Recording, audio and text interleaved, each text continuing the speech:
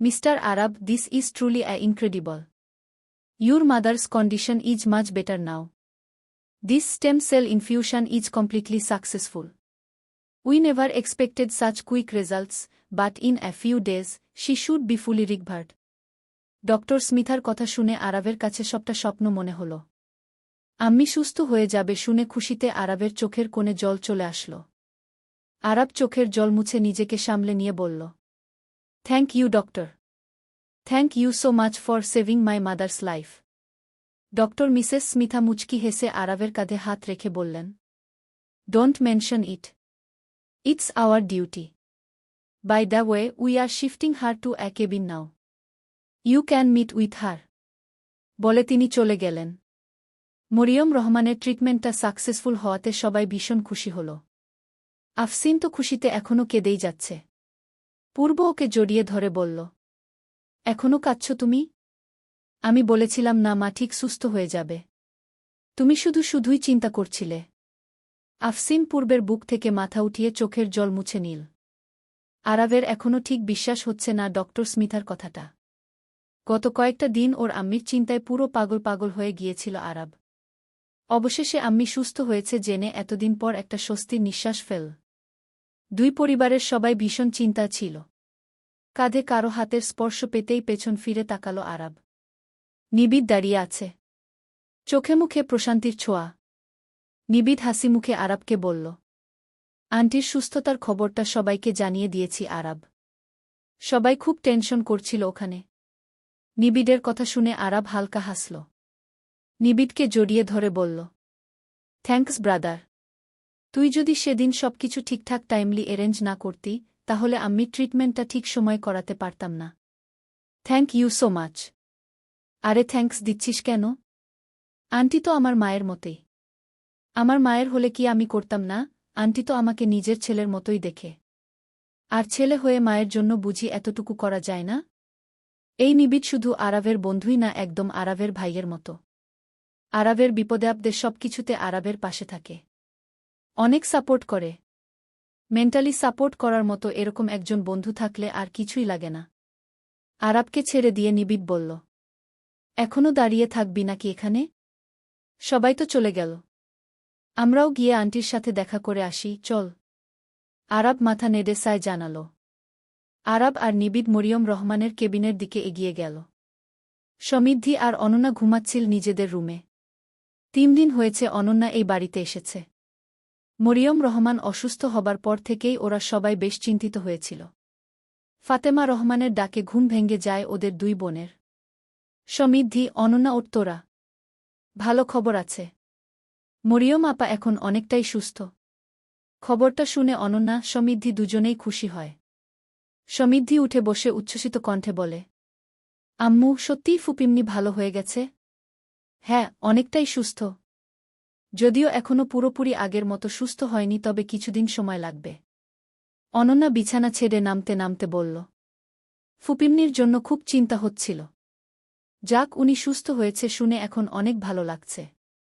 ফাতেমা রহমানও বললেন, আপার জন্য তো আমারও খুব চিন্তা হচ্ছিল।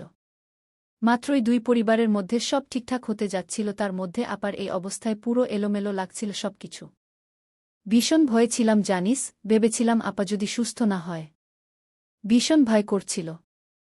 সমৃদ্ধি বলল, আম্মু, ফুপিমনি তো এখন সুস্থ হয়ে গেছে। তাহলে এখন এসব নিয়ে ভাবছ কেন?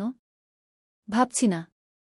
কয়েকটা দিন যে ঝড় বয়ে গেছে আমাদের উপর দিয়ে, তোদের বাবা তো নিজের বোনের চিন্তায় নাওয়া খাওয়া সব ছেড়ে দিয়েছিল। যতই এতদিন বোনের উপর রেগে থাকুক না কেন, বোনের প্রতি ঠিক আগের মতোই ভালোবাসা আছে। খারাপ সময়ের ঘটনাগুলো মনে করে কষ্ট পাচ্ছ কেন বলতো? এখন তো ফুপিমনি আর বাবার মধ্যে সব ঠিক হয়েই গেছে। আর সমৃদ্ধির কথার মাঝে অনন্যা বলল, সাথে তোকে আর আরাবকেও মেনে নিয়েছে তাই তো? বলেই ঠোঁট চেপে হাসল অনন্যা। সমৃদ্ধি অবাক হয়ে বলল, তুই জানলি কি করে? আম্মু বলেছে। ফাতেমা রহমান বললেন, এসব কথা এখন থাক। চল এখন নাস্তা খাবি, আয়। অনন্যা ফাতেমা রহমানের সাথে ডাইনিং এ চলে গেল। সমৃদ্ধি ওদের যাওয়ার দিকে তাকিয়ে বলে উঠল, উফ, এই আম্মু আর ভাইয়ার পেটে কোনো কথাই থাকে না। সব কথা সবাইকে বলে দিবেই এরা। মরিয়ম রহমানের কেবিনে ওনার এক পাশে আরাব আরেক পাশে আফসিন বসে আছে।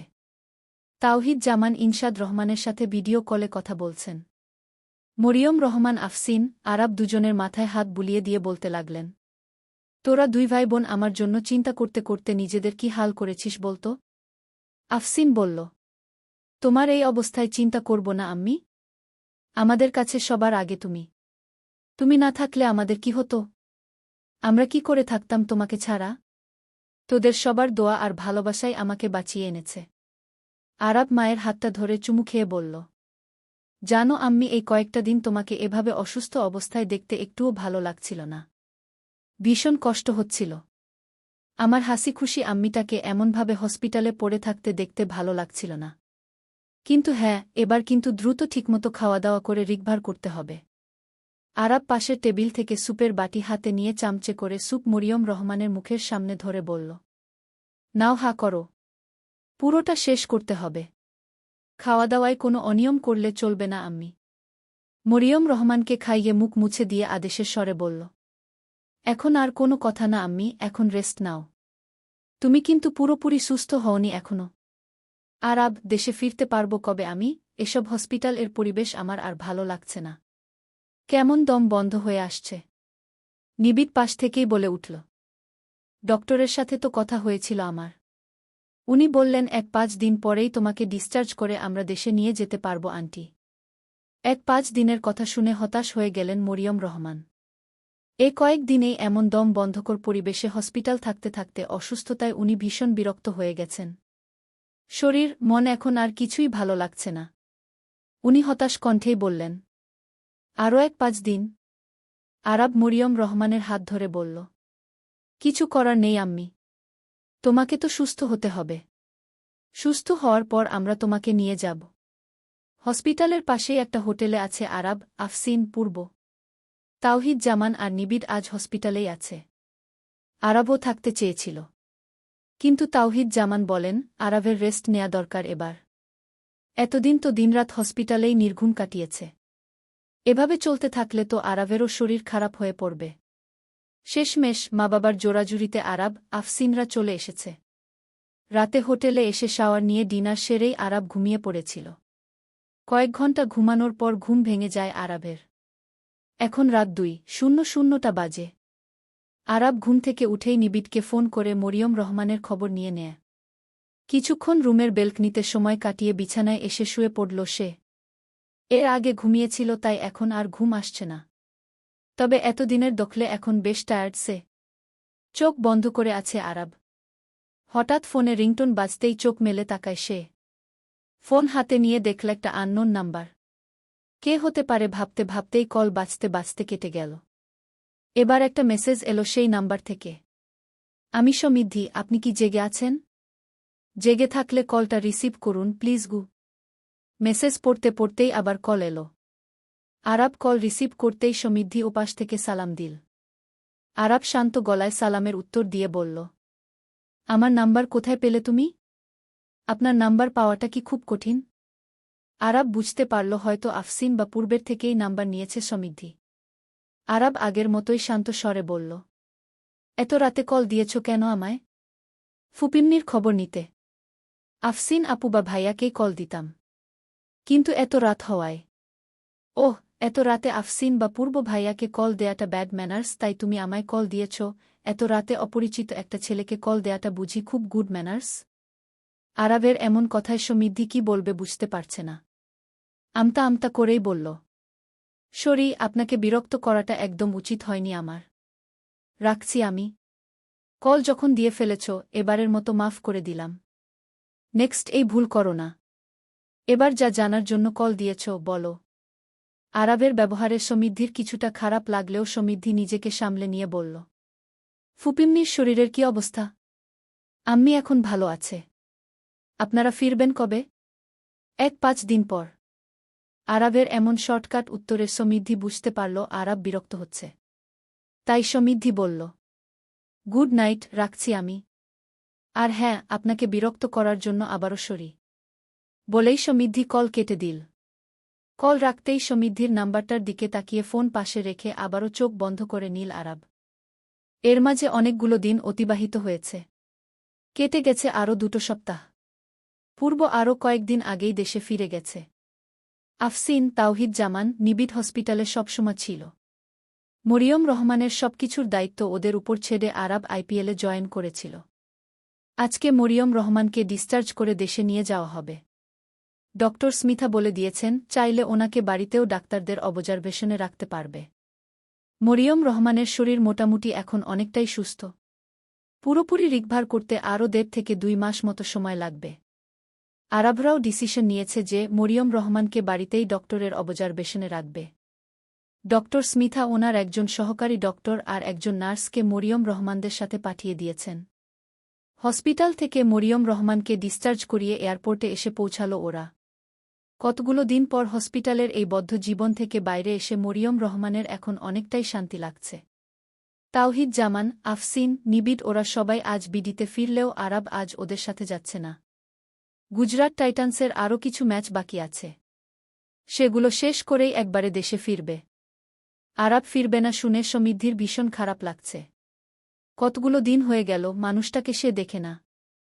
একদিনে আর একবারও কথা হয়নি তাদের। সেদিন আরব বিরক্ত হয়েছে দেখে সমৃদ্ধিও আর কল দেয়নি। ছাদের রেলিংয়ের উপর বসে আরবের কথাই ভাবছে সমৃদ্ধি। আমি আপনায় ভালোবাসি জেনেও এত অবহেলা করছেন? আমি কল দিয়েছি বলে বিরক্ত হয়েছেন? একদিনে কি আর একটাবারও নিজে থেকে কল দিতে পারলেন না আমায়? আমি কি আপনার থেকে সবকিছু বেশি আশা করে ফেলছি আরব? ফুপিম্নি কি আপনাকে এখনও কিছু জানায়নি? আমার সাথে আপনার বিয়ের ব্যাপারে এখনও কিছু বলেনি আপনাকে? এমন হাজারো অজানা প্রশ্ন সমৃদ্ধির মাথায় বিচরণ করছে। বারবার ভয় হচ্ছে আরব সত্যিই তাকে বিয়ে করতে রাজি হবে তো? চলবে। দেখতে দেখতে কেটে গেছে আরও 2 মাস। মরিয়ম রহমান এখন সম্পূর্ণ সুস্থ। ডক্টরদের ট্রিটমেন্টে উনি খুব দ্রুতই রিকভার করতে পেরেছেন। উনি এখন আগের মতোই চলাফেরা করতে পারছেন। এই 2 মাস আফসিন এই বাড়িতেই ছিল। মায়ের দেখাশোনা করেছে। সমৃদ্ধিরও যাও আসা পড়েছে 1-2 বার এই বাড়িতে। এই 2 মাসে সমৃদ্ধি নিজের মনকে অনেকটাই শক্ত করে নিয়েছে। সে সিদ্ধান্ত নিয়েছে আরব যদি মন থেকে মেনে তাকে বিয়ে করতে রাজি না হয় তাহলে সেও আর কোনোদিন আরবকে ভালোবাসার কথা বলবে না। আরবের থেকে দূরে সরে যাবে। সবসময় কি আর চাইলেও ভালোবাসার মানুষটাকে পাওয়া যায়? সমৃদ্ধিও ভেবে নিয়েছে আরব তাকে না মেনে নিলে সমৃদ্ধিও না হয় সারাটা জীবন আরবকে দূর থেকেই ভালোবেসে যাবে। সমৃদ্ধির এই সিদ্ধান্ত মরিয়ম রহমানকেও জানিয়েছে সে। মরিয়ম রহমান সমৃদ্ধিকে আশ্বাস দিয়েছেন যে উনি আরবকে ঠিক রাজি করাতে পারবেন। ওনার মন বলছে আরব রাজি হবে। 1.5 মাস আগেই আইপিএল শেষ করে দেশে ফিরেছিল আরব। আইপিএলে গুজরাট টাইটান্স ফাইনালে উঠেছিল তবে চ্যাম্পিয়ন হতে পারেনি, রানার্স আপ হয়েছে। আইপিএলের পর আরবদের আরও একটা ইন্টারন্যাশনাল সিরিজ ছিল নিউজিল্যান্ডের সাথে। সেটাও শেষ হয়েছে 10 দিন আগে। আগামী 2-3 দিন পর আবার শ্রীলঙ্কার সাথে 3 ম্যাচের ওডিআই সিরিজ আছে। আজকেই টিমের সাথে রাতে শ্রীলঙ্কার উদ্দেশ্য ফ্লাইট। শাওয়ার নিয়ে এসে লাগেজ গুছিয়ে দেয়াল ঘড়ির দিকে তাকাল। হাতে এখনও বেশ কিছুটা সময় বাকি আছে। তবুও আজকে একটু আগেই বেরিয়ে পড়বে আরব। কাবার থেকে একটা হোয়াইট কালার শার্ট বের করে গায়ে জড়িয়ে নীল আরব। চুলগুলো ঠিকঠাক করে গায়ে পারফিউম দিল। এ সময় দরজার বাইরে থেকে নিবিড় বলল, আসব? আরব হাত ঘড়ি পড়তে পড়তে বলল, আয়। নিবিড়ের পরনে একটা নীল রঙের পাঞ্জাবি। নিবিড় রুমের মধ্যে ঢুকেই বিছানায় বসে পড়ল। আরবের দিকে তাকিয়ে বলল, তোকে খুব সুন্দর লাগছে আজকে। আগে খারাপ লাগতো? সেটা বলিনি। তুই তো অলওয়েজ হ্যান্ডসাম। সেজন্যই তো সব মেয়েরা তোর জন্য পাগল। এসব বলার জন্য এসেছিস রুমে? না। তবে আজ কিন্তু সত্যিই ভালো লাগছে বেশি। আরব লাগেজ হাতে নিতে নিতে নিবিড়ের দিকে ফিরে তাকাল। পরনে পাঞ্জাবি দেখে জিজ্ঞেস করল, ব্যাপার কি বলতো আজকে হঠাৎ ট্রেডিশনাল লুক? দেখে তো মনে হচ্ছে তুই আমার সঙ্গে এয়ারপোর্ট না কোনো ওকেশনে যাচ্ছিস। আমার কথা ছাড়। আন্টি তোকে ওনার রুমে ডেকেছে। ইম্পর্ট্যান্ট কথা আছে নাকি তোর সাথে? আম্মি ডেকেছে এই সময়? হ্যাঁ, এখনও তো অনেকটা সময় আছে। একটু পরে বেরোলেও তো পারিস। আরব লাগেজ রেখে মরিয়ম রহমানের রুমে গেল। মরিয়ম রহমান বিছানায় বসে আছে। আরবকে দেখেই ওর সামনে এসে দাঁড়িয়ে বলল, এতক্ষণে এসেছিস তুই? আমি তো নিবিড়কে আরও অনেক আগেই তোকে ডাকার জন্য পাঠিয়েছিলাম। নিবিড় বলেছে আমাকে। আম্মি কি বলবে বলো, আমাকে তো বেরোতে হবে। আরও ঘণ্টাখানেক পরে গেলেও হবে। কাজ আছে তোর সাথে। বিছানায় বস চুপ করে। আরাব মরিয়ম রহমানের বিছানায় বসল। বিছানার উপর একটা পাঞ্জাবিও আছে এক পাশে। সেটার দিকে একবার নজর গেলেও তেমন গুরুত্ব দিল না আরাব। মরিয়ম রহমানকে তাড়া দিয়ে বলল, কি বলবে? তাড়াতাড়ি বলো। আমাকে তাড়া দিয়ে লাভ নেই। আজকে এমনিতেও তোর বেরোতে একটু লেট হবে। মানে? আমি হসপিটালে থাকতে তোকে বলেছিলাম আমার একটা কথা রাখতে। মনে আছে তোর? আরাবের মনে পড়ে গেল সেদিনের কথা। ওর আম্মি ওকে একটা কথা রাখার জন্য বলেছিল। আরাব শান্ত স্বরেই জবাব দিল, মনে আছে। কিন্তু তুই কিন্তু কথা দিয়েছিলি আমায়, যা বলবো সব শুনবি। আমার কথা রাখবি তুই? বলেছিলাম। আমি তোর আর সমৃদ্ধির বিয়ে ঠিক করেছি। আজকে তোর আর সমৃদ্ধির বিয়ে। মরিয়ম রহমানের কথা শুনে আরাব দাঁড়িয়ে গেল। অবাক হওয়া কণ্ঠে বলল, হোয়াট, কি বললে তুমি আম্মি? সমৃদ্ধির সাথে আমার বিয়ে? মাথা ঠিক আছে তোমার? মাথা আমার সম্পূর্ণই ঠিক আছে। আমি সমৃদ্ধিকে কথা দিয়েছি তোর সাথে সমৃদ্ধির বিয়ে দিব আমি ভাইজান, ভাবি সবাইকে একই কথা দিয়ে এসেছি। কিন্তু সমৃদ্ধি তো একটা বাচ্চা মেয়ে। ওকে কিভাবে বিয়ে? আরাবকে থামিয়ে মরিয়ম রহমান বললেন, কিসের বাচ্চা মেয়ে? বয়স 1-9 এর উপর ওর। 6-7 বছরের ডিফারেন্স তোর সাথে। এটা নর্মাল বিষয়। কিন্তু আমি তো। তুই কি কাউকে ভালোবাসিস?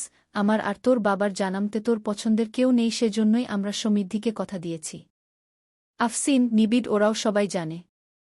তোর পছন্দের কেউ যদি না থেকে থাকে তাহলে সমৃদ্ধিকে বিয়ে করতে আপত্তি থাকার কথা নয় আশা করি। মেয়েটা তোকে খুব ভালোবাসে আরাব।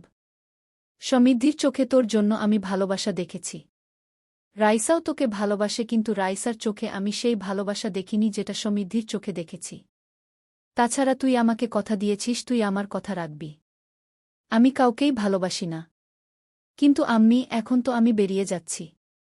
এখন বিয়ে কিভাবে? সব ব্যবস্থা করা আছে। তোকে সিলেট গিয়ে বিয়ে করতে হবে না। ভাইজান, ভাবি সমৃদ্ধিদেরকে এ বাড়িতেই আমি বলেছি চলে আসতে। ওরা দুপুরেই চলে এসেছে। তুই নিজের রুমে ছিলি বলে দেখিসনি। আচ্ছা আরাব, তোর কি সমৃদ্ধিকে পছন্দ নয়? ভালো লাগে না সমৃদ্ধিকে?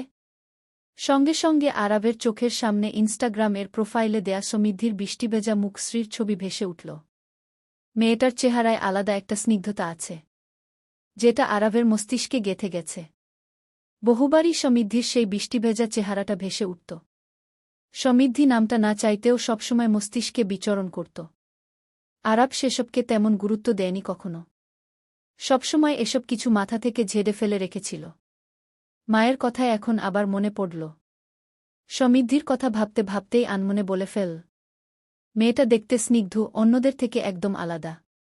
এটাই তো বলছিলাম, সমৃদ্ধি একদম অন্যদের থেকে আলাদা। তোকে সত্যিই ভীষণ ভালোবাসে। এখন তুই বিয়েতে রাজি তো? আমার কথা রাখবি তো তুই আরাব? মরিয়ম রহমান ছেলের চোখের দিকে উত্তরের অপেক্ষায় তাকিয়ে আছে।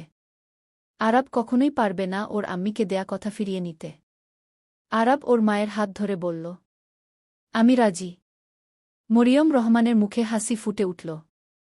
আবারও জিজ্ঞেস করল, মন থেকে তো? আরাব হালকা হেসে বলল, তাছাড়া আমার আম্মিকে দেয়া কথা তো ফেলতে পারি না আমি। মরিয়ম রহমান মুচকি হেসে বিছানা থেকে একটা গোল্ডেন কালারের পাঞ্জাবি আরাবের দিকে এগিয়ে দিয়ে বললেন, এই নে ধর। এটা পরে আয়। আমি একবার রেডি হয়েছি বের হওয়ার জন্য আম্মি। এখন আর চেঞ্জ করতে পারবো না। এভাবেই চলো। বিয়ে করবি এভাবে? কেন? পাঞ্জাবি ছাড়া কি বিয়ে করা যায় না? সেটা না, তবুও।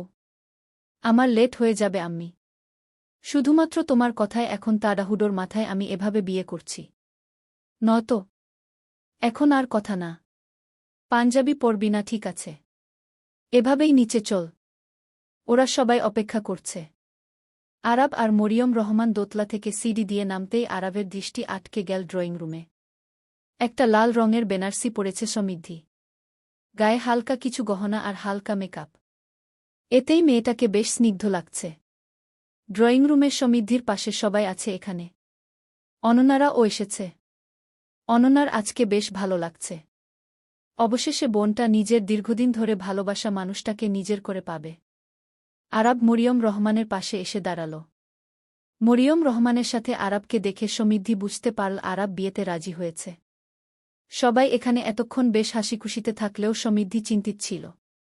কারণ আরাব যে একরোখা স্বভাবের, আরাবের রাজি হওয়া নিয়ে অনেক সংশয় ছিল সমৃদ্ধির মনে। আরাব তাকিয়ে দেখল নিবিড়ও এখানেই আছে। নিবিড়ের পাঞ্জাবি পরার কারণ এবার আরাব বুঝতে পারল। নিবিড় একবার আরাব তো আরেকবার সমৃদ্ধির দিকে তাকিয়ে মুচকি হাসছে। তাওহিদ জামান বলেন, তুই পাঞ্জাবি পরলি না আরাব? আমি একটু পরেই বেরিয়ে যাব বাবা। চেঞ্জ করতে গেলে আরও বেশি দেরি হয়ে যাবে আমার। এখন কি করতে হবে তাড়াতাড়ি বলো। আমাকে আবার বেরোতে হবে। নিবিড় আর এবার নিজের হাসি চেপে রাখতে পারল না। হাসতে হাসতেই বলল, আফসিন, আমাদের আনরোমান্টিক আরাব দেখছি এখন বিয়ের জন্য তাড়া দিচ্ছে। আমি তো ভেবেছিলাম তোর এই আনরোমান্টিক ভাইয়ের কোনোদিন বিয়েই হবে না। নিবিড়ের কথা শুনে আফসিন হেসে উঠল।